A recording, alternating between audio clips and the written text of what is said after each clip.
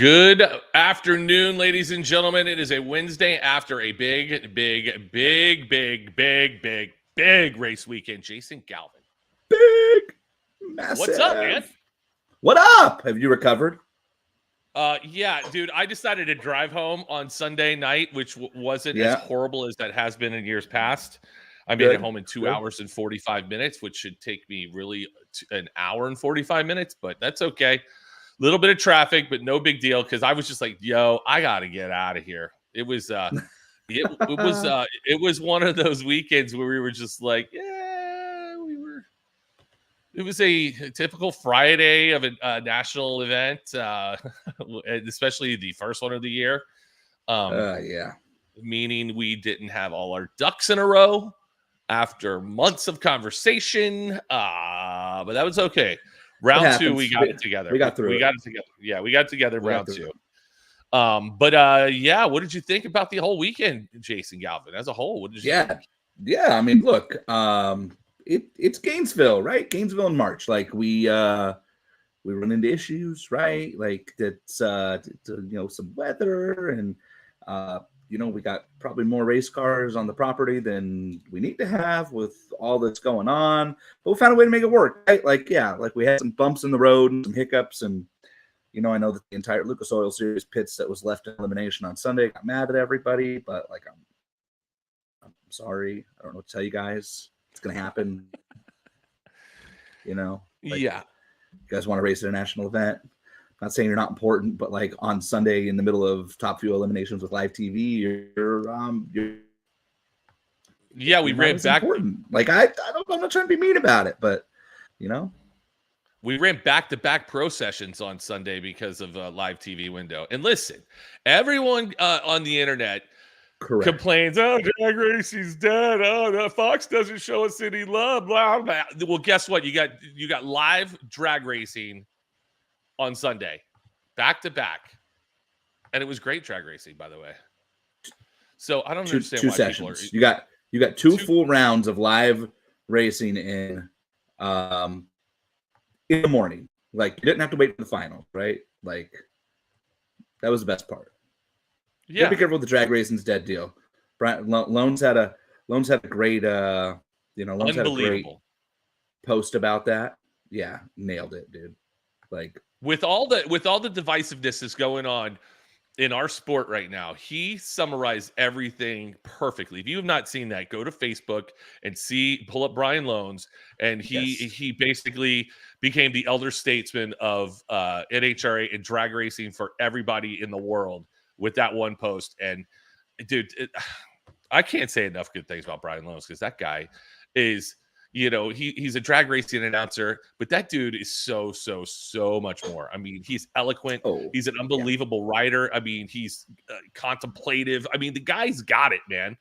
He could do anything he wanted to do announcing wise in the world. And he loves drag racing and he loves the sport. And he's going to tell you like it is, because guess what? He has the authority to do it. And everyone's absolutely. To him. Absolutely. But yeah, no question.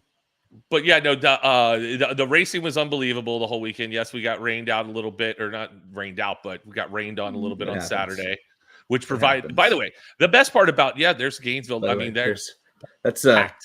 was, by the way, that was Saturday before the rain hit. Yeah, tough. Unbelievable. That was tough, huh? Yeah. There were fans everywhere. But the best part about the first race of the season is it's like the first day of school. And Alan Reinhardt kept saying, "No, first day of school."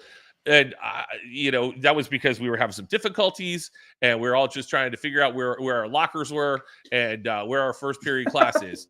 But that's great analogy. The best part was just seeing everybody again. Just you and I do this show. We get to see people. But like, during the rain delay, we went to one of our favorite drag racers, haulers, and spent basically 2.5 hours there. Learned an unbelievable about information about all kinds of stuff, but some things that we didn't want to learn about. No, but some things that we absolutely could never talk about on this show, but we're hysterical. Unbelievable. One day when you and I both get 86 from drag racing and we're never allowed on a racetrack property again the rest of our lives, and we write a tell-all book, there'll be a whole chapter about that 2-hour experience in the pits. It was yeah, and it's like it's like the back. I liken it to just like if that conversation could be a show, it would be Oh better God. than like E Entertainment TV. We The could make so insides, much money selling that experience it would to be on people. for one. It would be on for one episode, and that's it because everyone would hate us. Because we don't get kicked out of the entire sport. Hey, but it was so good. It was so well, good. all right. I had a highlight of the weekend though. Can I tell you what it was? Yes. Liz, highlight of the weekend. Oh, you finally saw an alligator In person, in the flesh. Look, put it back up. Okay, check it out. Like right there in the middle. That is an alligator, live and in person, right next to the main entrance to Gainesville Raceway.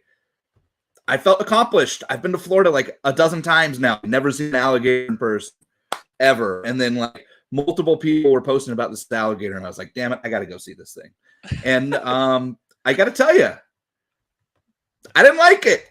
Well, little too accessible for me. Okay, it's just literally a dinosaur that eats people. Okay, by the way, it's a dinosaur that eats people, and it was like eat anybody. 8 feet. Bullshit! It's not going to eat anybody. Go stick your finger in front of it and see if it doesn't try to eat you. It'll eat your dog. Stick your arm out there. The best part is Galvin's like in the bed going to the track. All I hear is nope, not going. I'm not going to the track today. Thank you. And I go, why? What's up? Look at this. That alligator was frolicking. It's literally the picture I saw, and it's like, and like people are throwing food in its mouth. I'm like, what idiot does that? You cannot throw food in the alligator's mouth. Would you tell 30,000 people at Gainesville Raceway that? Because they were all just like, have a hot dog, have a piece of sourdough. Like, that's when they come and eat. Check out my corn dog. And they eat your child at Epcot. Then I go to the top end.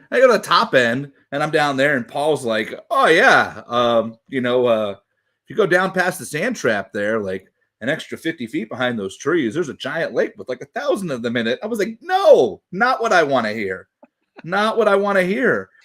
Like, I can't wait to ask our guest. Like, have you ever contemplated which track would be the worst track in the world to go through the sand trap and net and just keep going? Because I found the answer this weekend. I found the answer. What would be the worst track in the world to like just keep going?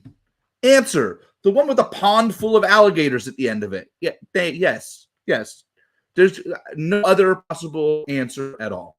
Like, as a Florida, Andamir might have been sad because you fall off a cliff, but like we don't have to worry about them anymore, right? So like, we got alligators and nothing else. Yes, you go ahead. Defend your crappy state animal. Go ahead. They are just as afraid of you as you are of them, and if you just leave them alone, they won't bother you. They're not like African crocodiles. I've got no interest in trying to antagonize them, Jason. My concern is when he like snuggles up under my car because it's hot or whatever, and he doesn't like the people, and I step on his tail. What happens to the rest of me? Okay. Well, the tail, if it's underneath your car, you step on the tail, you're going to be fine. But if you step on its nose, yeah, we probably have an issue. But by the way, that happens all the time in Florida. Alligators get up under people's cars or right by the front door. I mean, 12-footers. Did you see them? They're like, what in the world? And the best part is when they come and capture them, they get them by the nose first, and then they start going into their alligator death roll, and they just rip up people's front. Oh, it's the best. Happens all the time. Okay. If you want to come golfing with me at one time down here, Jason, I'm sure we'll see plenty of alligators sitting on the. Like I'm bringing our guest in. We got to ask him about this, ladies and gentlemen, reality television star. Okay, no more importantly, the newest member of the NHR and Fox broadcast crew, Jordan Vandergriff. Yo. Okay, JV. Start us out here. Alligators, yes or no? Yes and no. See, he lives in Georgia, so he gets. Is this one of those like contrived bachelor answers? Like, I think that alligators are cool. Are they dangerous? Yes, but at a safe distance, they're cool. So they're good with me. Just stay away from them. They're great at the zoo. I love them at the zoo. They're incredible at the zoo. Exactly. Okay. Or if you go to the Gaylord Palms Hotel, they have little alligators and they feed them. You can see them up close there. Or right down the road from that, Gatorland, one of the greatest like roadside tourist attractions, tourist traps, the best. But if you want to see some alligators, that's the place to go see them.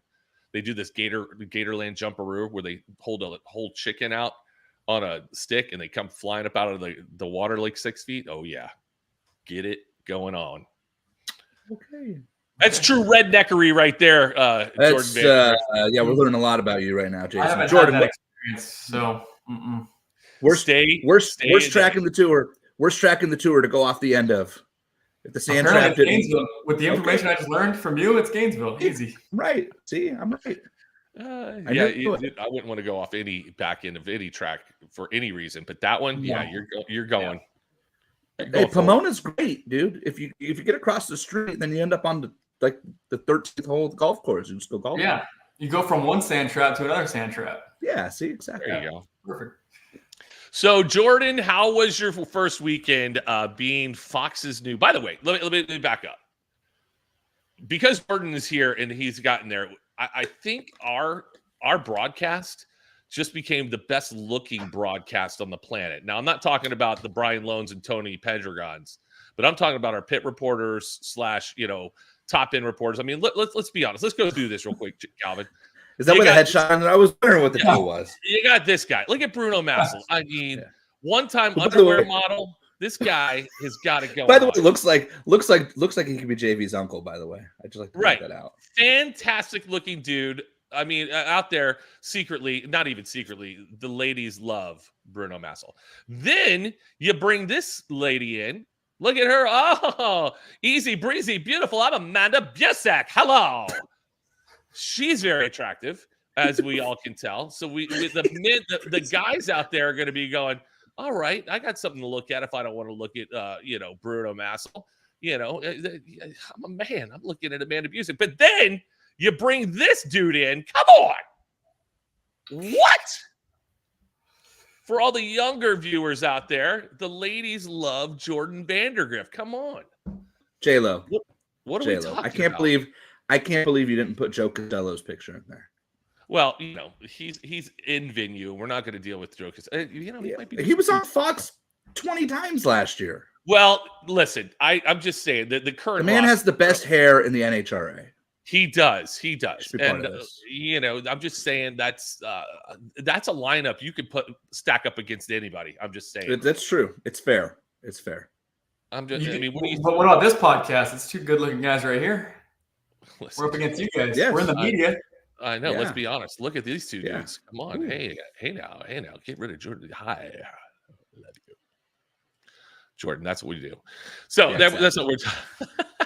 Anyways, how was your first weekend, dude? Let's talk about it. Yeah, I mean, it's a lot. I mean, obviously I'm honored to be a part of NHRA on Fox now. I think about it, and it's a lot of people's dream to be able to do what I'm doing, even on the Fox side, be a reporter. And I know you guys, obviously doing what you guys do, it's along the same lines, obviously. So I'm recovering from sunburn.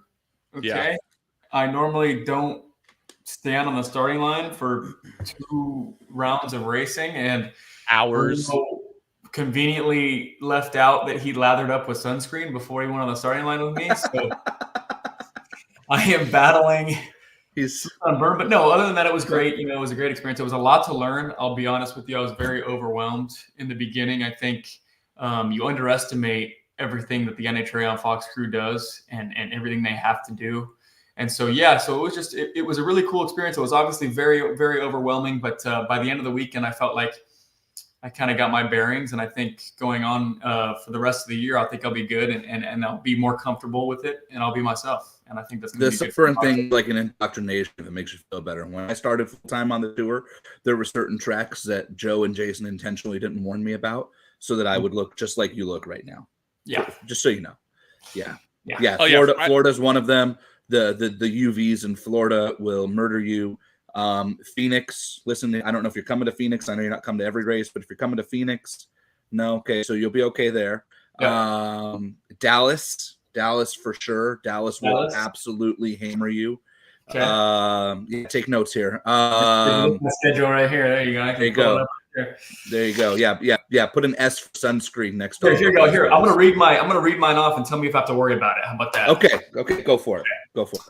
Gators, obviously, yes, have to worry about it. 100%. Vegas 1. Yes. Yes, Altitude. it's sneaky because it'll be a little chilly and you'll be like, oh, okay. And then Yeah. you're like, oh yeah, my but God, altitude. Hold Altitude, on. you're like In 4,000 Vegas, feet closer. In Vegas, lip balm. Lip balm. Yes. Big time. Yeah. Sunscreen, chapstick, and if you dry out easy, no spray for at night, because like you're not used to spending that much time outdoors there, right. and the air is real thin and it gets windy, and yeah, you're gonna be dry at night for sure.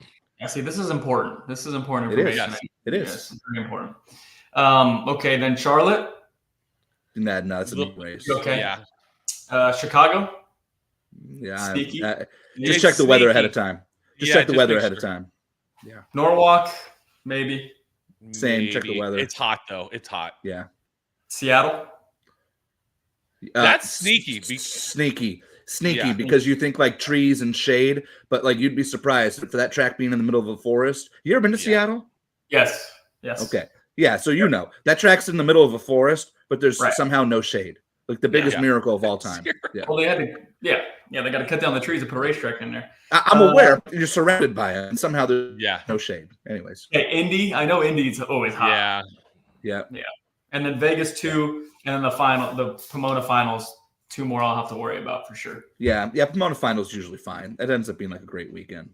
Right. But Pomona finals, you're not going to necessarily need sunscreen or lip balm or anything, but what you are going to need is a plethora of hydration, recovery, hangover curing antidotes.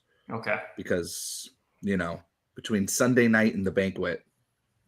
Yeah. Yeah. Yeah. And now that you're like big time TV star, like instead of just being that like, instead of being that like jack off other racer that I got to see, whenever I pull up to the lines, like now you're like, oh, it's Jordan Vandergriff. He's on The Bachelor. He's on Fox.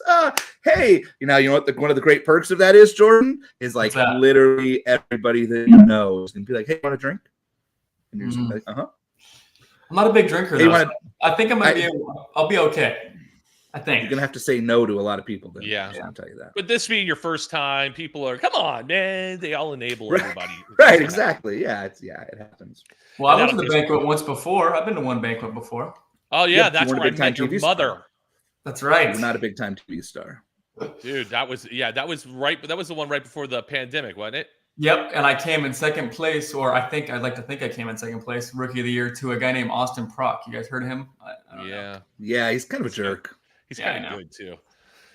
So tell us, how did this whole Fox thing come about? I mean, you're obviously a Top Fuel driver, looking to get back in a car, and you almost had a ride 2 years ago, and things kind of fell out there. So did they say, hey, let's find some young dude that knows about drag racing, let's get him out here?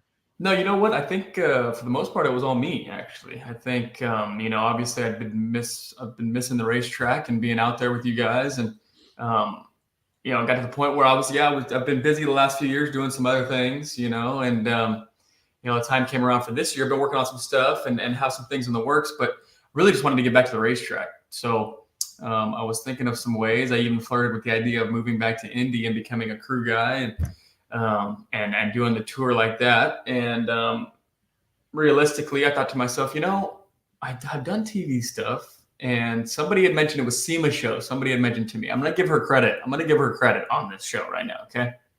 Krista Baldwin had mentioned to me, she goes, why don't you just do the Fox stuff? And I went, I've thought about it before. Long-term for me, I think in the sport, I think after a racing career, I see myself doing, the analyst job or something like that. Sure. Of course.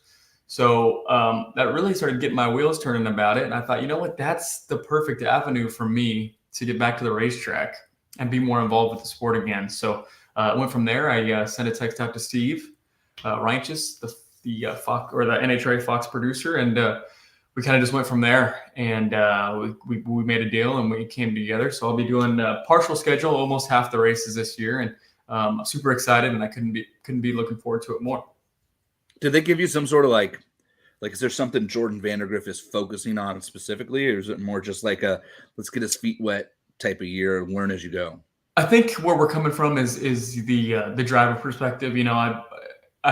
even though my career has been sort of short so far, at least I have the experience of driving a top fuel car and going 330 miles an hour. So that's kind of an angle that they hadn't really had yet on the broadcast. So I think coming in with that perspective, I think they want to lend I can lend my experience and my thought process on what's going on. So, and just be myself too. I think I have some personality that I can add. I think I was a little tight my first weekend. I was so nervous. I mean, wanting to be like Bruno and Amanda, I think it got me a little tight, a little nervous. But I think coming into the rest of the year, into Vegas as my next race, I'll be a little looser and be more myself. So I'm really looking forward to it.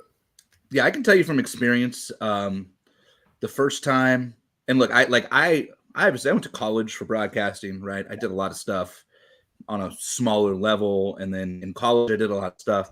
But like when I went to work for NBC out of college, the first time that I stood in front of a camera, especially like on a live shot, like not in a studio with a screen in front of me telling me to read, like the first live shot, I can literally remember my first live shot.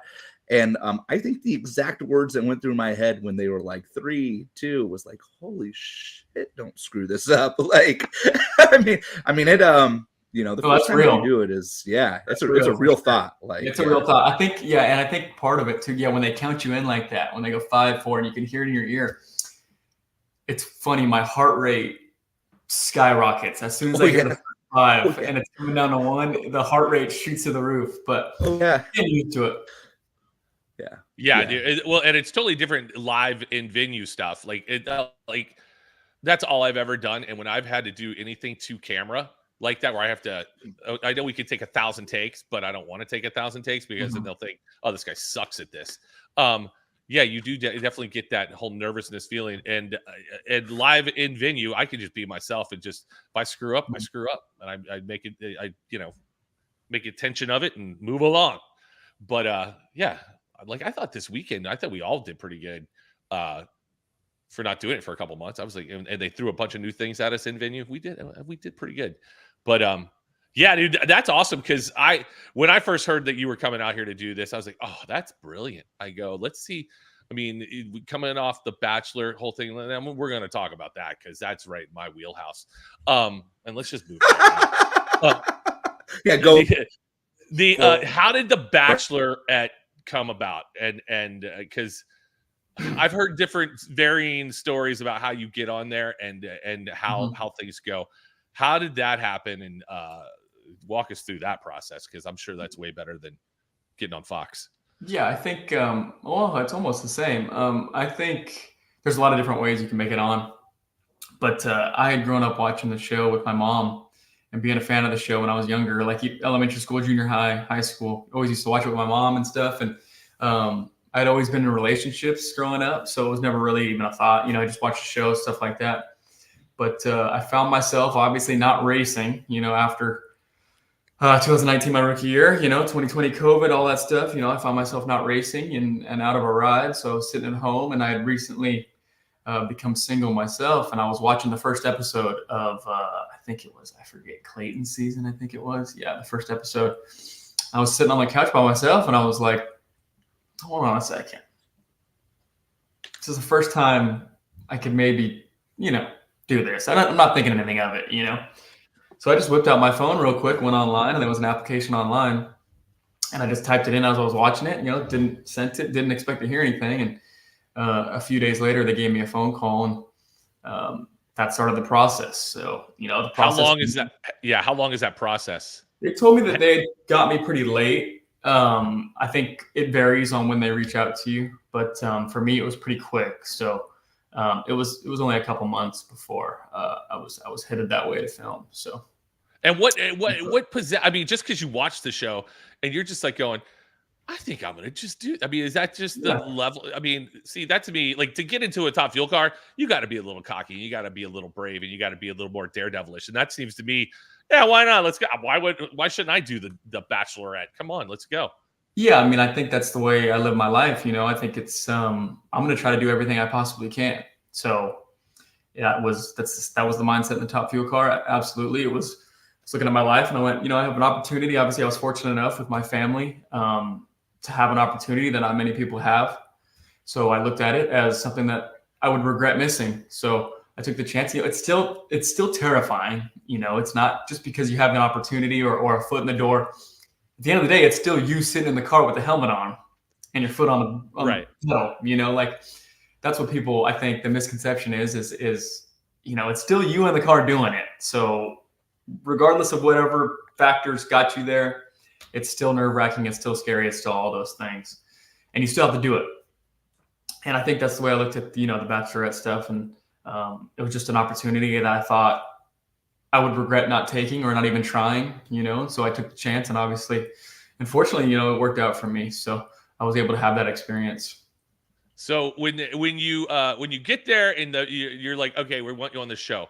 And again, you might not be able to talk about all of the stuff I want to. Yeah, I can't talk about much, but I'll talk about a little bit. Right. So. What do the producers tell you? Like, hey, just be yourself. This is going to be a really cool process. Yeah. Do they? It's not a lot of contrived stuff, except maybe when you get out of the limo and all that dumb stuff, right? That's no. I mean, no. For the most part, at the beginning, it's just being yourself. I mean, you don't get picked if you're not being yourself. I mean, they want real, genuine people, and I think that was the process in the beginning. And then, yeah, once you get out, everything changes once you get out in the limo, and you know, the show starts and the personalities start meshing and things start happening. So, yeah, but for the most part, it's just, you know, that was my mindset going into it. Just be myself. You know, if a girl's going to like you or they're not going to like you, it's not up to you. Just be yourself. So, you know, if she doesn't like you, she doesn't like you. That's fine. So Galvin and I are not as good looking as you are. Right, we don't drive top fuel cars. I disagree, but that's fine. Go ahead. I think you're exceptionally good looking, Jason. Well, thank you. I appreciate that. But you know, and you're in a room with 20, 30 other good looking dudes that are all type A's. And at what point in time does the posturing take place in there? Like, right away. Right. Actually, before you even get there, you meet a few of the guys, obviously in the limo before you go. Immediately start thinking to yourself, and immediately you start doubting yourself. I'm not gonna lie. I think every guy has the same story. It's like, you know, we're, like you said, we're all whatever. They picked us for a reason. We're all confident, whatever. But you get in that situation and you start sizing yourself up, and you go, wait a second. I don't know about this. Like, these guys are crazy. You know, like they're doing this, they're good looking, they're all this, and you feel like, I don't know if I'm gonna last here. So it's a pretty crazy feeling, but obviously it's just great to have the opportunity. Yeah, that's awesome. How has Bachelor Nation taken themselves to you? Because I was like, when I saw that, and then you got to do Bachelor in Paradise. Mm-hmm. That I was like, oh, he's a shoo-in for Bachelor in Paradise. I mean, I legit have no idea. Like, I think I kind of, generally speaking, understand the premise of Bachelor in Paradise. It's like real world old rules for current people from back when, you know, I was that age. But like, I legit have no idea what the premise of that show is, other than like, how do you win that show? How does that work? Same idea. You get engaged at the end.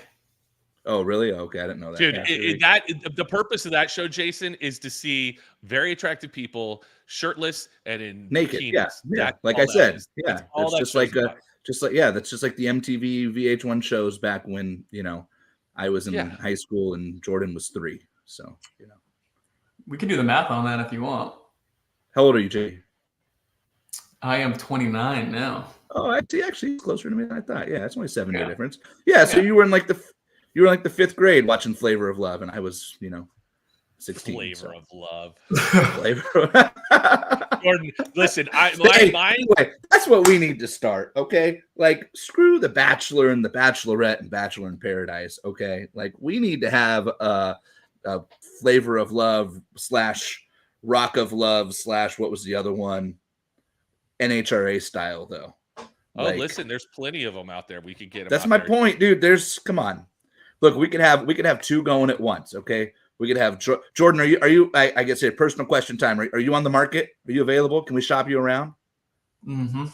Yeah. So all right. So there you go. So we're gonna take Jordan and like 15 girls to the pit. And you know who else? Chase Van Zandt. Chase Van Zandt needs a. Yeah. See it. That one too. One too. And then we you know, we got to find a couple girls. Hannah. Courtney screwed this up. Hannah. There's one. Good start. Yeah. See, and then we just need to start a NHRA version reality. Everybody wants us to have a Netflix series like NASCAR and F1. That's not what we need. No. We need a reality dating show at the track. Yes. Come on. Yes. J-Lo, Heiner, J-Lo's not throwing his age in there because he's old enough to have Heiner, you know how old I am. I'm 53. I'm 50. I like to stretch, and I like to stretch, and I kick, and I stretch because I'm 50. It was like watching you stretch. Watching you stretch would be. Dude. I'd pay for it. You want to watch me do? Hold on. Please wait. I might have me doing. Please hold, everyone. I might have me doing yoga. Oh no. Is this a video? What are you doing? It. Yeah, there's. Anyways, while you're finding it, Derek wants to know what you do away from the track, Jordan. Yeah, that's a good question. So away from the track, I am currently sitting in my office at Hedman Hustler Headers. So if you've ever heard of Hedman Headers, my grandfather, Bob Vandergriff Sr., owns the company. So my father, now Kevin Vandergriff, is the president of the entire company. So company's based in Whittier, California. We have a little division out here called the Hustler Headers. And it's out here in Alpharetta, Georgia. So that's what I do during the day. During the week, I help manage and ship everything that needs to go out, any order that comes through here. So if you order from us on Summit or Jags or wherever you get your car parts, or call us up and we'll take care of you. There you go. Very cool. What was the craziest thing you saw and had experienced on The Bachelor or Bachelorette or Bachelor in Paradise? Craziest thing I saw, honestly, I mean, if you watched, I wasn't there for long either. No, you weren't. So didn't see anything crazy. I think the coolest part was that zero gravity thing, though. Okay, you know what's crazy that we could loop into drag racing actually from this? So I go do that zero gravity thing. If you guys watch the show, go watch it. It's on somewhere. But I do the zero gravity thing on my date, and we're sitting back at the debrief afterwards, and the owner of the company is in there. And he asked me what I do, and I tell him about drag racing and things like that. And he goes, I know a drag racer. And I went, okay. I was like, sure, okay. And he went, yeah, I just bought the plane that you just flew. I bought a couple planes for this. And I was like, who did you buy the planes from? And he said, a guy named Coletta. Do you know Coletta? And I was like, yeah, I know Coletta. I said, who are you talking about? He's like, Doug. I went through Doug and I just bought another plane to do this. And I went, oh, I'm very familiar with Doug. Yeah. So we had that talk while I was filming the show, and I got a chance to stop Doug on the way back. And I said, Doug, I forgot to tell you something. I've been meaning to tell you this for a few years now, but I told Doug the story. He's like, oh yeah. He's like, I know that guy. So I thought that was pretty cool. Two worlds colliding randomly, Right. How did your mom feel about you being on The Bachelorette? My mom. You're a big fan of my mom, aren't you? I love your mother, by the way. We gotta get to the bottom of this right now. Are you a big fan of my mom or what? I'm not doing anything of the sort. I admire her from afar, and I'm just saying she is awesome. Yeah, I know. I knew somehow she was gonna get brought up in this, so I knew it. But she loved it. She loved it for sure. So she was been a big part. She was been a big help for me. So yeah, she liked it. Yeah, because I got kids, right? And when I see my kids making out with their girlfriends, I'm like, oh dear God, that's good. Yeah. And for you to do that on national TV, come on, man. I didn't mind it. Yeah, right. How did Bachelor Nation with your social media? How did that pop for you? Do you get like some crazy fans that just think they're married to you and all that fun stuff? No, I mean, has my fan base changed drastically? Yes. Okay. But no, it's all been great. I've been, how my time on the show went, obviously, it went how it went, but I've gained a new audience, and it's funny putting some stuff together for Fox before I came on. We were looking at some of my demographics on Instagram, and it says 90% of my following is 35 and under. So, and most likely not drag race fans either. So I think that was a big opportunity for me, obviously for Fox and us as a whole is to kind of broadcast or market us to a different audience. So I'm really looking forward to that throughout the rest of the year. You know what other big sport kind of piggybacked off of some celebrity, somebody with a huge social media following that wasn't their original following. Taylor Swift in NFL. Well, I'm just saying, you could be the NHRA's Taylor Swift. What do you think about that, Jordan? I am 1,000% okay with that nickname, and if people want to start calling me that, I'll take it. I don't want to say it. I'm just saying Jordan would also, for the record, speaking on his behalf here as his future agent, Jordan would also be totally fine with a slight pay bump from Steve Righteous and the folks at Fox to like, let's call it like 3% of Taylor's salary would be like a good window to start in. 3%. I would not say no to that, but it's my first. I have 1 weekend under my belt. Let's see. Let's keep me. Let's keep me where I'm at for now. Okay. 2.5. 2.5. We'll start there. I'm just saying, hiring you is going to hopefully bring a different demographic. That's all. Yeah. I mean, why did I hashtag this thing Bachelor Nation? Come on, I'm trying to get some Bachelor Nation. You're milking me, dude. You're milking me, bro. Come on, man. Bro, that's the whole point. Dude, it's all right. I mean, you really just wanted your mom's phone number. That's why we have you on the show. Yeah. Do you have it? That's a question. Do you have it? Don't. Okay. I just followed her on Instagram, and her page is private. So hopefully she's watching and she'll let me in. Hopefully she accepts it. Don't worry. I'll put in a good word for you. Okay. Put in a good word for you. No, that was funny when I met you. When I met you, your mom, you were like, "Hey, Jason, this is my mom." I go, "What did you just say? That woman is not old enough to be your mother." That's true. She does not look old enough to be your mom. No. Hey, the fans out there want to know how Uncle Bob's doing. What's Uncle Bob? He's doing good. He's very busy. He stays busy with his young sons, Trey and Luke. They're very big into sports. They are playing baseball at high levels, and so Uncle Bob is actually heavily involved with them, and it's great for him. He's happy. He really enjoys spending time with them, and obviously he was out at the racetrack for 25 plus years, and so it's nice for him, and I'm happy for him that he's happy spending time with his boys, and they're doing good. He's heavily involved with their stuff. I think he actually works or helps out with Perfect Game, which is the organization now, the travel ball organization that that both boys play with. So he's heavily involved in that, and he's loving it. And so I usually make a Thursday night dinner stop over there every week, and we catch up and kind of break down what's going on. So he's doing good. Game? How's his golf game? He's been playing a lot again. He said that he's always a little frustrated with it, but we know he's a very good golfer, like very, very good. So I'm sure his troubles he's having are really not that bad. So right. Okay. All the suggestions we've ever gotten on this show, by the way, I just want to point out. Swifter Griff, I like that. A good one. I like that. Okay. I like that. Okay. That's okay. Nice. But then it was followed up with one that I think is not good. Grifties.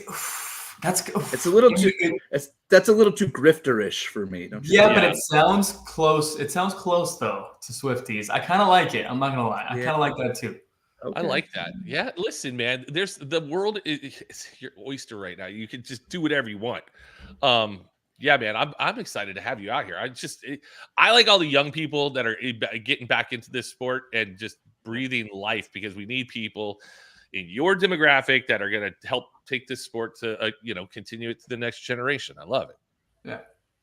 Okay, but the real question is, are you still pursuing getting behind the wheel, or is that on hold right now? Yeah, no, absolutely. I mean, obviously that's my dream, my goal. My goal is not only to drive again, but it's to grow the sport in all aspects. And so that's what I'm still doing now, actively doing now with the NHRA and Fox and stuff like that. But yeah, for me, my ultimate goal is to get back in the seat and drive for many years. I can see myself doing it for 10, 15 years. And then the goal after that is to own my own team, be part of the broadcast, things like that, put younger drivers in the seat and carry the sport further. Because that's the way it needs to go. You need to have owners in the sport that can put young talent in the seat and acquire sponsors. And that's how I see the sport growing. So I'm pursuing a seat. I've got some interesting things that I'm definitely not going to talk about yet. Looking forward to what's to come from that, and we'll see if I can get back out there pretty soon. Would you drive a funny car? Yeah, that's been a big question on my mind. I grew up such a big Top Fuel guy, watching my uncle and loving Top Fuel racing. But funny cars always terrified me. I think they're very scary. Obviously, they're a little tougher to drive, but my mind is definitely open, is way more open to the possibility of driving a funny car. I think it'd be a new fun challenge. I think the danger of it can maybe make me even better. So yeah, I definitely would drive a funny car. I'm looking forward to maybe an opportunity of trying to do that as well. Austin Prock says it's not that hard. Yeah, I know. Him and I had a big anybody can do it. Look, you can just jump in. Yeah, but he was rookie of the year. Problem. Dude. Be the number one. Be the number one qualifier. Win a $250,000 race. You know, like Austin says. Like, look, I don't know what these people talking about how hard a funny car is to drive. Like, yeah, you know what? I hate that guy. I love him and I hate him because it's not supposed to be this easy. And I want to tell him that. By the way, for the viewers watching that have no idea, you and Austin are actually like really close friends. Yeah. I mean, unfortunately, yes, we are. Yeah. We're very close. Yeah, But yeah, we are. No, I love the guy. He's, we met. I don't know if I've ever told the story about how we met, but we met at Frank Hawley Drag Racing School. We didn't know each other. And we both went, and our processes started the same day at Frank Hawley's Drag Racing School. I always tell the story that, I came in green. I had never really driven a race car before, to tell you the truth. Like I was coming in, obviously I had grown up with the sport, but my parents always tried to keep me out of it. I played baseball growing up, things like that. So I was going to Frank Hawley's Drag Racing School. This is going to be the first race car I've ever driven. I don't have race gear. I don't have a helmet, whatever. But I see Austin Prox on the email list. And I went, this is this kid everybody's talking about. Okay.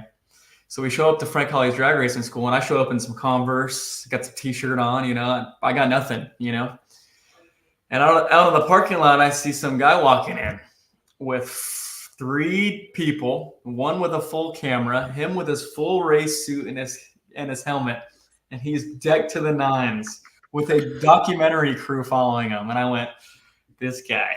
So this is how so I met him that weekend. I shook his hand. I think the first thing I said to him, I shook his hand and I said, hey, I think we're going to know each other for a very long time. And he said, we might. So obviously from there, we've been very close. We went through a lot together, our rookie years together. We leaned on each other and we learned from each other as well. So it's really cool to have a great relationship with him, but I still hate him. So. How impressive though. Like you grew up around this sport. Yeah. I realize that he had 4 years of experience in a dragster and race sprint cars and whatnot. But no, it's the funny car. Honestly, it's super impressive. I think people, like I said, you don't know how hard the sport is. You don't know how hard driving these cars are, especially a funny car. And for him to be able to get in, obviously, we know with his dad, with Jimmy, and his brother Thomas, who's a genius, by the way. With them, he's going to have a great car. He's got the best equipment out there. So obviously it's going to run good. Obviously, Robert Hite wasn't hurting the last few years at all in performance. So you knew him hopping in there, the car was going to be good. It was just up to him to drive it. And I knew, he has a ton of experience behind the wheel. He's driven, those sprint cars and midget cars growing up. So actually I was really impressed with him. A few weeks ago at PRI, we were part of that go-kart race. Right. In Indy. And, it was filled with a bunch of drivers from other sports. We had Connor Daly was in it, a couple IndyCar guys, some drift guys, some, a bunch of different people. And he got out there and I was nervous because I do have limited experience. I can drive a top fuel car, but other than that, I have limited experience in other things. And he got out there and he was quickest. He was one of the quickest out of everybody. And I went, okay, he's got a little more skill than I thought he did, So it's no surprise that he hopped into this funny car. He's always been a funny car guy, obviously growing up with his dad and the whole family. So I love to see that his dream's coming true. I think now that he's in this funny car with his father and his brother, I think it's like, I want to call it the dream team. I want to dub it the dream team now. And I want to be the first one to call it that. I'll give you credit for that. Yeah, I'll give you credit. I think this is the dream team for him. I think, starting this year out, I think, honestly, and I hate, people might get frustrated with me or upset with me, but I think he might be my title favorite coming in the year. I think. I picked him. The second that I found out that it was more realistic that Robert Hite sits the year out, right? Because the John Force press release that came out to begin, and look, I hope Robert gets better soon. And I hope we get him back in a car quickly. But the John Force press release came out and it's like Austin's going to fill in for Robert until Robert gets back behind the wheel. And then we started hearing more about it, and the more talks that you had in conversations, it's like, okay, realistically here, Robert's going to miss half the year. And if he misses half the year, unless that car is 9th in points, they're not going to take Austin out of it. Like if they're leading the points or top 3 in the points and he's won a couple races, you can't. That's one of the teams. This is where we have conversations about the pro deal and the pro announcement this weekend and pro promotions and whatnot. Is like that is one of the teams. Genuinely though, like pro's got a lot of people that self-fund their teams. That's not one of them. Like John Force is not writing checks for that team. They need sponsors. Sponsors need results. And Cornwell might love Robert Hight, but I promise you that Cornwell also loves championships. Yeah. Let's just be real. So if Robert can't come back until, let's call it Sonoma, like the midway mark of the year. I mean, let's say Robert can come back in Bristol. He's still missed 6 races at that point, right? And if Austin's the points leader and now you've only got 6 more races, especially now that we lost the TBD, to get into a playoff spot, Austin's going to drive that car all year, I think. And I would be almost shocked if they don't win the championship. I mean, look, the countdown changes things. Like, you drove a nitro car. Like mechanical failures happen that you can't predict, right? Like, and sometimes that affects things. But generally speaking, I would be stunned if they don't. Like, that's got to be the odds-on favorite. Has to. Yeah, I mean, it's crazy to say, isn't it? But I think based on the performance this past weekend, I mean, look at them. They were low almost every qualifying session, and they go to the final. And obviously, I don't know what happened in the final. They puffed the tires, but they got there. So, and I know he was 50 something on the tree most of the rounds. It's going to be, and I hate saying that too because I know people are going to get upset with me. But Matt Hagan, obviously, he's going to be in the title hunt. I think Bob Tasca's car, obviously, with what he did at that race, the other race in Florida a few weeks ago. What he did, amazing. I think they're going to be a tough car this year. That car hauled butt all weekend too. Honestly. It did. Somebody said can't get up. Like Bob Tasca's car hauled butt all weekend. It really did. And then JR too. Obviously he won the race. His race day was a little unexpected, but obviously they're going to be a tough car this year too. I think so. But Ron Capps' car, by the way, Ron Capps, like of all the cars this weekend in teams, I think that's the one that we might have overlooked. Like I think they had down last year by their standards. That car went down the track literally every single run and was one of the 3 or 4 quickest runs every time he went down the track. Like Ron Capps lost because he reacted to JR double stepping it and red lit. And even when he red lit, it went down the track. Like Guido clicked him because he had red lit. Otherwise that thing was going to run an 88. Like, well, and I can tell you how difficult that is too. I mean, I've never seen a 2-step like what happened between JR and Ron. Oh yeah. Obviously it's crazy that, JR stepped it first and it didn't trip the beam, which is wild. He must have had a handful of brake. But I can attest in Atlanta in 2019, Pat Dakin went red on me. And I will tell you, you're so focused and you're in such a reactive state that when he went early, my foot twitched and I was fortunate enough to not go. I mean, obviously I would have won the race already because he went first, but I understand how hard it is to not put your foot to the floor because you're so focused on the light. It's funny. You're so focused on the light, but if you hear him go, you think you missed the light. Yep. And your foot, it's just before you even think about it, your foot's already on the floor. So I can totally understand why Ron did that too. But it's crazy. It's crazy. I had a similar experience in Indy last year in Super Comp, really? round two racing Mike Robolato, and Mike didn't have the car had shifted in the second gear. He bumped the button. You've driven the Super Comp car at Holly School, I assume, but have you ever raced one? No. So trans brake button, right? Like leave off a button, and the car shifts first to second gear on a timer, right? Well, second gear, the trans brake doesn't engage, and so if you click that button early, like when you're pre-staging, you can bump it even and not realize it, and it starts the timer, and the car will shift into second gear, and then you'll stage in second gear, and when you hit the button, you have no trans brake, right? So I was fortunate to where I had staged first, and Mike rolled into stage, hit the button, had no trans brake, and when he hit the gas, which is like all happens in like the blink of an eye, it's instinctive, right? Foot's on the brake, button, gas, let go. Well, he hit the gas, and off he went. And I like, I did the same thing where I like started to react, and then like I somehow caught it. Difference like is you're letting go of a button. I think it's way more impressive what JR did, where like he jammed on the gas. No, but seriously, that's what I felt like in the car. If we had a video, it's probably like, no, your video. No, your face froze at the perfect frame. Oh, did your it? face froze at the That's perfect. Yeah. Well, we should make that the new logo for Lives of Drag. We'll go back. But yeah, same thing. Like, which is why I could not believe that JR caught that. Like you said, I mean, a handful of brake. I mean, like both hands. Yeah, he must have barely tapped it. He must have barely tapped the throttle pedal because you could see the car, that side-by-side view they had. You could see it lurch a little bit, but obviously not enough to trip.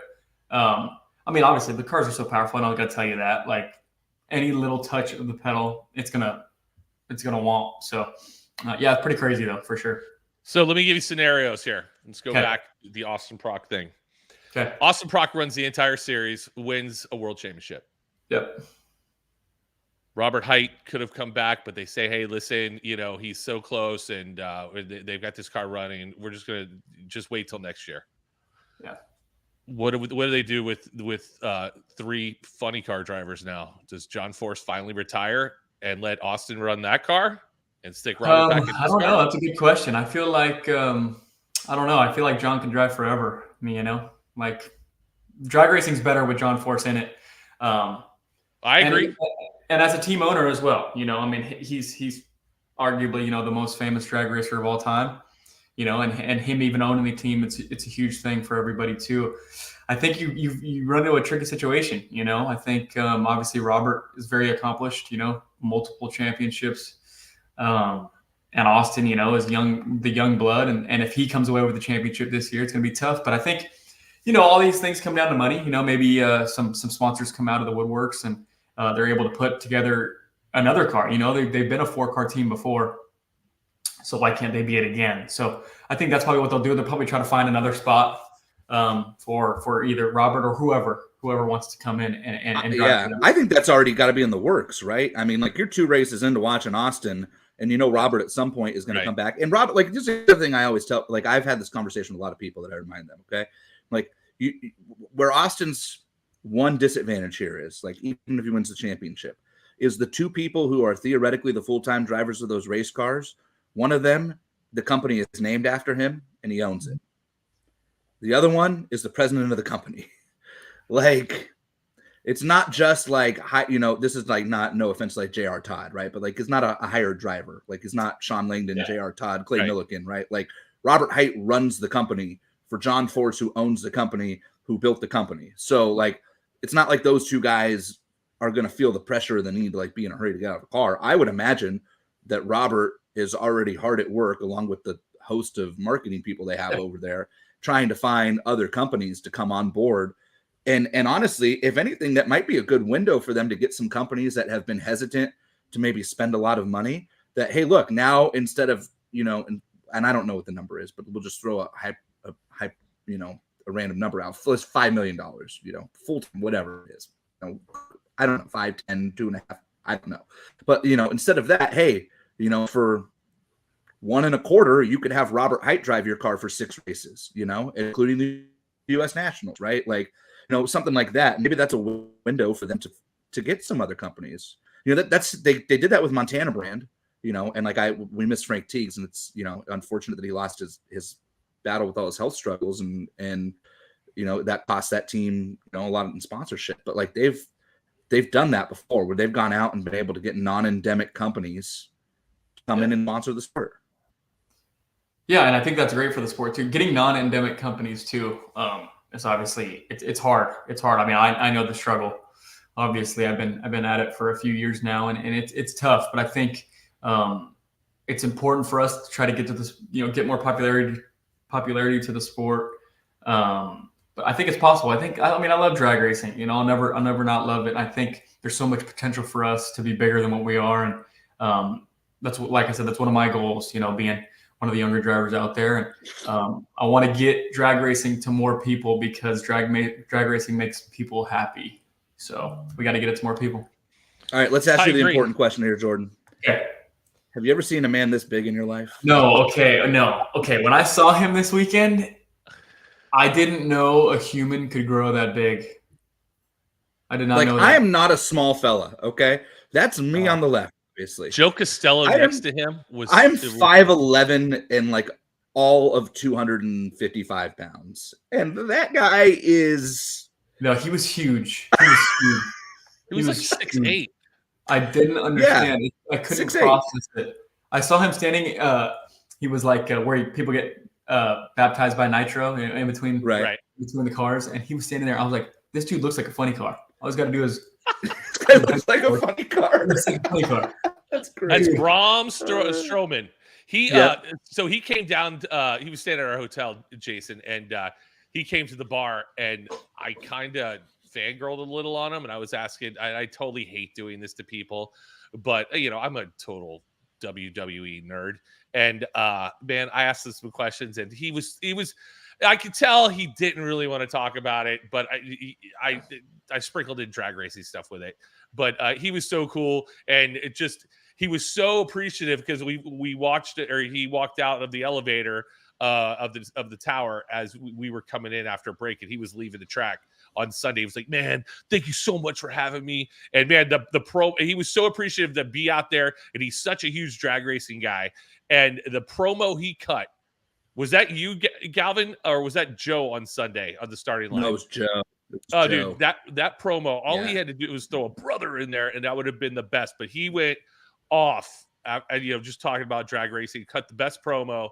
It was great. I hope they use it for marketing stuff because it was so good. It's fun, and I love getting people like that out at the track that get it, that aren't our normal,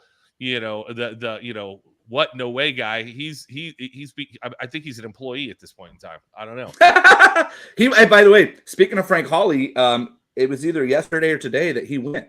What no way, Sean. Oh, really? Sean went to Hawley's. Yeah, so we're getting what no way guy indoctrinated as well. He's not just a fan anymore. He's now got some experience. And I like that guy. Don't get me wrong, but it's just like it's funny cool guy. To get, it's good to get guys like from other sports that come out here. Like Fletcher Cox comes out all the time, but he's a drag racer to begin with. So, but yeah, that guy was enormous at the bar, just sitting. But dude, he can't walk, man. He's gotten beaten up. He was wearing boots at the track, and he came up to the line with Brittany Force, and she was walking as fast as Brittany Force does, and he's just like, I could just see him. Hang on there, little girl. I gotta catch up. So I knew who Braun Strowman was, right?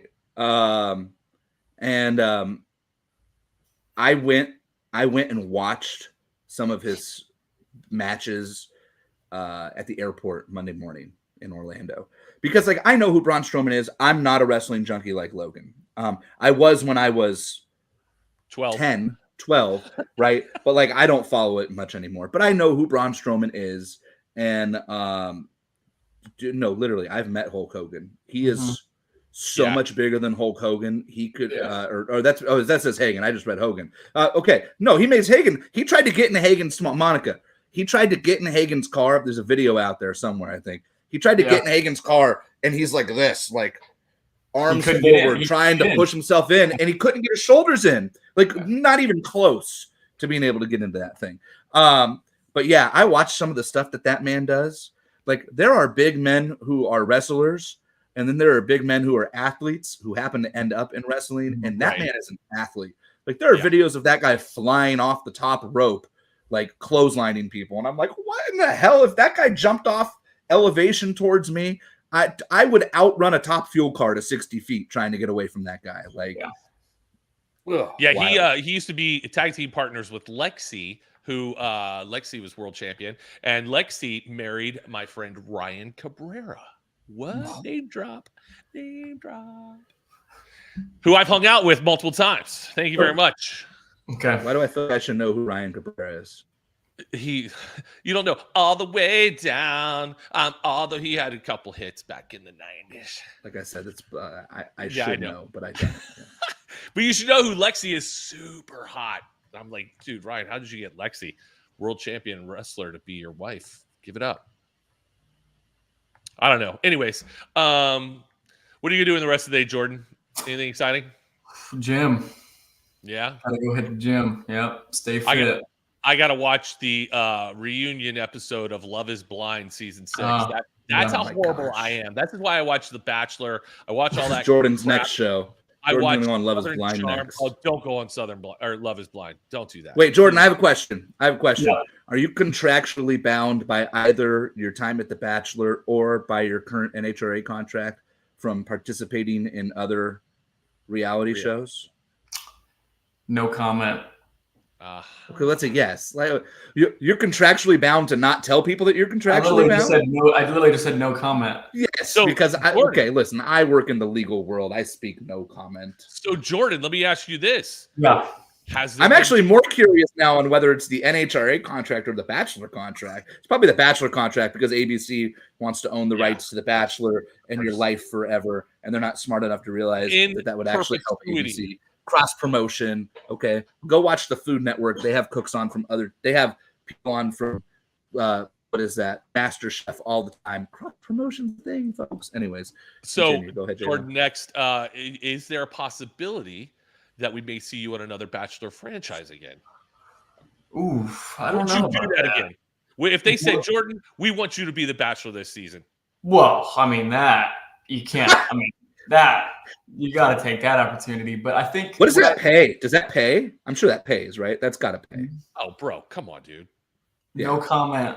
Yeah, that pays a lot, dude. Okay, all right. Okay, yeah. Well, I mean, first off, like, forget what it actually pays from ABC. I'm sure just the fact that you were the Bachelor or Bachelorette afterwards on endorsements and whatever, you don't even have to be able to use the right. That's like, I won a Super Bowl. You don't need to be able to say that anymore. People know that you won a Super Bowl, right? Like, same thing. So yeah, the guys from Southern Charm, the cast members on Southern Charm, they make $400,000 in a season. It's like, I met one of the girls on that show. Which one? I think Taylor Ann Green. Is she on that show? I don't know. I don't think I don't so. know either. Maybe. But wait, I know who Taylor. Yes. Yeah. She's on the show, right? Yep, she's on the show. Is Southern Charm like the reality show version of FarmersOnly.com? Come on, dude. No, that's come on, dude. They have one of those. They have. Do they? Yeah, they have a farmers dating show on. I forget what network it's on right now, but yeah. Southern Charm is about the lifestyle of people in Charleston, South Carolina, and it's not a dating show. It's like Jersey Shore for Charleston, isn't it? Yes, for uppity Southerners that have. Would you ever do a show like that, like Jersey Shore type deal? Like we talked about earlier, I'm open to anything. I'm open to anything that I can do in my life. I'm going to take. I like it. That's good. Yeah, that's good. I love it. Yeah. I think how to date a top fuel driver coming to Fox Sports 2 in 2025. Oh, that's coming to FS2 good. Or funny car driver. Wait, you're pigeonholing me. Whoa, there we go. Oh, apparently there's a show called Farmer Wants a Wife on Fox. I told you. Yeah. Thank you to Nicole Clark for rescuing us and pandering me with more information I never wanted to know.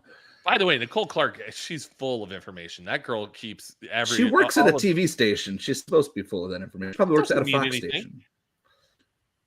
I like it, though. I like it. She said she signed a Bachelor contract. Listen, man, anything on TV, like I have a friend, I'm not even a name drop. I have a friend who was on just name drop. Right? You need to on American Idol 2 seasons in a row. My kid went to high school with her, and she rolls around in our circle of funness. And this guy how many times has he name dropped Joey Fatone to you? I haven't yet. 0, actually. I can attest to that. 0 times. Yep. By the way, I was wearing a Joey Fatone Fat One shirt earlier, and I changed it because I didn't want to wear it. But by the way, I'll be opening up for Joey and AJ March 27th, 28th, and 29th here on his Florida dates. Come on, man. That's me. Choo-choo. Nice. What do you mean opening up? Like you're gonna open beer bottles for them or what? No, I'm warming the crowd up. I'm gonna play for like an hour before the show. And he's opening the doors. He's putting the key in the door and then opening the door. I'm warming the crowd up. Yeah, with liquor. I'm gonna be on stage, and people of Fort Lauderdale, Orlando, and Jacksonville are gonna be going, "Oh my God, that DJ was amazing!" Oh, yeah, they will. Thank you, Jordan. You get it. By the way, Jordan met Jordan Vance this weekend. Oh yeah, backstage at the. Oh, you've never met Jordan Vance? First time. Mm-hmm. Wow. And Jordan Jordan Vance walked up. He goes, "Hey, I'm Jordan Vance." He goes, "What? Another JV? What are we talking about? You got to change your name." He said to Jordan Vance, he goes, "You got a nickname?" He goes, "Well, they call me Country Club." I was like, yeah. I was like, dude, I go, "Come on, Jordan." I go, "What are you doing?" By the way, what did Reinhardt start calling him this weekend? Because that was his Vance. Well, you started calling him Vance because I call him Vance Jordan Promotion. Vance. I call him Jordan Vance Refrigeration from The right, Office. But he came up with Vance Promotions, right? Is that what it was? Promotion, entertainment, promotion. A Vance Entertainment Production or something. I was dying. I was on the top end when he started hitting that, and I was like, "Yes!" Well, dude, how funny was it? How funny was it when you left the microphone open and they go, "Don't pull a Galvin." We were saying that, "Don't pull a Galvin" or "Don't be a Galvin." I don't remember that, honestly. You don't remember that? Oh, that was pretty funny. And I left the microphone. When did that happen? I don't know when it happened. There was a lot of noise, but I heard the whole concept or conversation, and then I left the mic open on Sunday. He goes, "Don't be a Galvin." I was like, but well, Jordan, thank you so much for being on the show, man. We kept you way too long. Yes. We're excited to see you out there. We're excited that you're going to be back in the good graces of drag racing.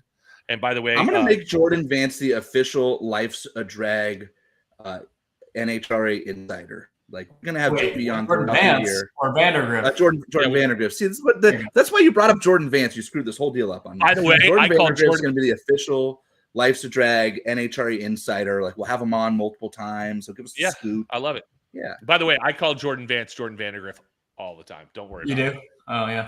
Hey, you know what? Let me say one thing about him. Let me say one thing about him before we end this. Good looking kid. Very good looking kid. Yeah, he's a good looking kid. He's a good looking kid. Yep. Yeah. Yeah. Backstage, Jason, there was some mutual appreciation, but I did, like we were talking about, I did see what Jordan was talking about in the posturing at the Bachelorette. I saw it going on back there. Oh yeah, with me and Vance. Yeah. They were like, "Oh, okay, all right, I see what the competition."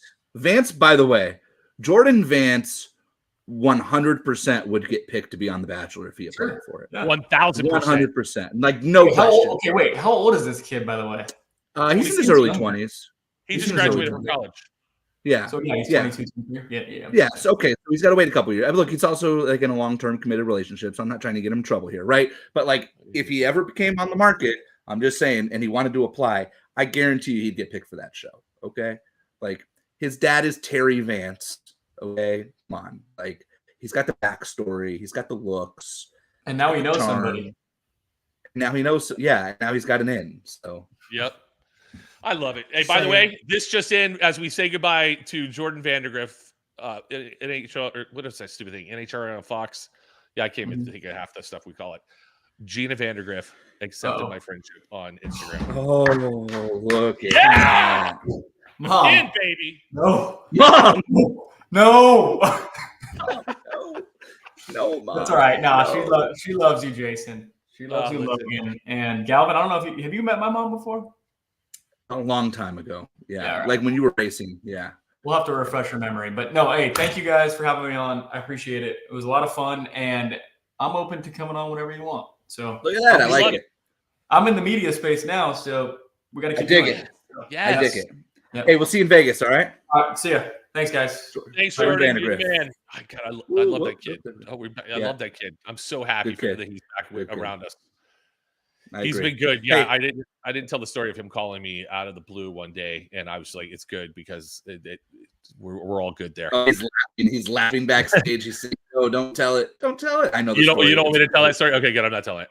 Okay, good. Yeah, but it was a good one. I was like, ah. But yeah. Here's the one thing we haven't covered yet. Yeah. Look at this. Look at that. Life's a Drag has made its first official appearance on a professional NHRA race car. It made its debut at the World Series of Pro Mod with Spencer Hyde, the defending champion of that event. Unfortunately, Spencer could not park that car in the winner's circle for us, but that's okay because the world champion, Double E, 6-time, and put him on both sides, back window. And she says, by the way, you made the joke that they were going to be off by Pomona. World Champ tells me that those stickers are here to stay as long as, and I quote, they don't come flying off at some point. What? I love it. Good for us, man. Yeah. Look at us going. Yeah, who else can we get? Hey, by the way, we may have we had our first real sponsorship conversations this weekend too. So. We did. And dude, like transportation to from Seattle to Sonoma was discussed. Yeah. That I might have already gotten cleared. Yeah. We may be doing podcasts on the road. It's gonna be fun. Yeah, that could be cool. That may be a collab with WFO. WFO Joe might have to get in on that. Yeah, maybe we'll see what happens. By the way, how did your brackets do this weekend? Oh, good, dude. Have you not looked? Bro, I sucked so effing bad. Slice. I think I was like in last place. Let's see how quickly I can get this picture up here. Hold on. Oh, you know what I'll do on my phone? Time out. Yeah, get it up there because if you guys aren't playing Drag Race Bracket Bonanza, you got to get in on it because it's fun. And Nicole Clark, this girl won. Nicole, what did you win?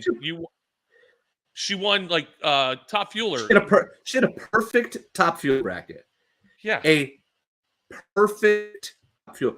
She picked every single round of top fuel correctly for the whole day. Like, yeah, bro, my bracket was destroyed because I was like, you know what? I'm going to go with the story. I'm going to go with Tony Stewart winning the first round. No, thank you, bye. And I was like, come on. My brackets were destroyed by the time Pro Stock Bike got up there on Sunday. It was ridiculous. But look at not Bland show.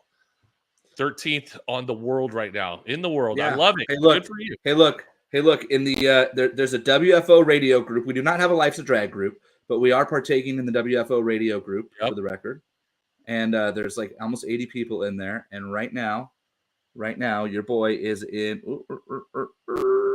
focus. Second place, baby. Second place in the WFO group. Find me where I'm in that group. I guarantee you I'm like in the 70s. What's your team name? NHRA Low Zone. Let's see, Joe's 21st. You are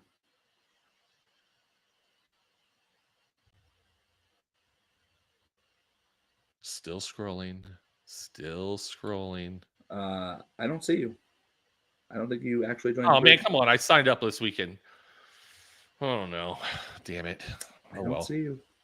Oh well, I'll make sure I'm in there. I got into his thing, but maybe I just didn't do it all the right way. But whatever, I'll figure it out. But that's the fun part about Drag Race Bracket Bonanza. Drag Race Bracket Bonanza. Who Jason Galvin and I will hopefully be doing some promotional stuff for this product throughout the year.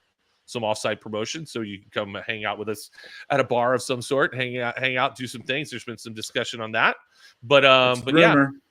That's the rumor. But if you haven't signed up, by the way, I came in 6th in Top Fuel this weekend. I just went and looked. That's pretty good. Nice. I knew I had a good weekend in Top Fuel. You know what killed me in Top Fuel? I had Steve losing to Sean in the finals, not Billy. Gotcha. Killed me. But yeah, it's fun. So make sure you guys sign up. Do it in Pomona because it's definitely a fun thing. It's free of charge. It's super easy to do. And yeah. And what's his name? Elon said, hey, if you sign up, first person to post their brackets on social media, first couple of people, he's going to hook up with hats. Look what I got. Look, Elon's got some sick prizes coming this year. I'm just going to yes, he does. Dinner with Elon Thursday night. I'm not going to burn it for him. It's not public yet, but Elon's working on blowing this deal up. It's going to be awesome. So get involved. Do it. Fun show. It was a fun show. Thanks, Monica. We appreciate it. And that was an unpaid sponsorship or a plug. So there you go. An unpaid solicitation. Yes. Yep. That's because we believe in it. We believe in it. We do for sure. All right. But, Pomona next week. When do you get in? Are you coming Thursday at like 1:30? Okay. Joe and I, WFO and I are currently scheduled to make an appearance at the Roland Leong Memorial at the Lions Drag Racing Museum Thursday night. So our Thursday night shenanigans will probably be a bit tame this year. Yes, but we can reschedule them to Friday night. So of course. Of course. Well, very good. Well, that's awesome. Thank you, Jason Galvin, for showing up today and being part of this fantastic broadcast, because you're the man. Thank you, Jason Galvin, for showing up to the show that literally has your name and picture on it. Like, by the way, Jason Galvin's new stickers are way better than my stickers, by the way. So come find us. Find us at the track, and we have stickers. Yes, we have stickers. And we have not set up a contingency plan. But you know, if you win, you know, a Wally, guess what? With our sticker on it, it's just good luck. That's true. Yeah. It gets you on the show is what it does. Yeah, it will definitely get you on the show. We should have had Erica on here and said, hey, thanks a lot, Erica. But that's not our gig. Yeah, it's not. She's already been on, so she's good. All right, so thank you guys very much. We appreciate you guys watching. Thank you, everybody who's watching today. This is a good show, Jason. Solid show. Great show. A lot of people. Everybody's excited to see Jordan Vandergriff. It's going to be a good season. Great season. Great show, everybody. Have a great night. We'll see you next week for Pomona Week.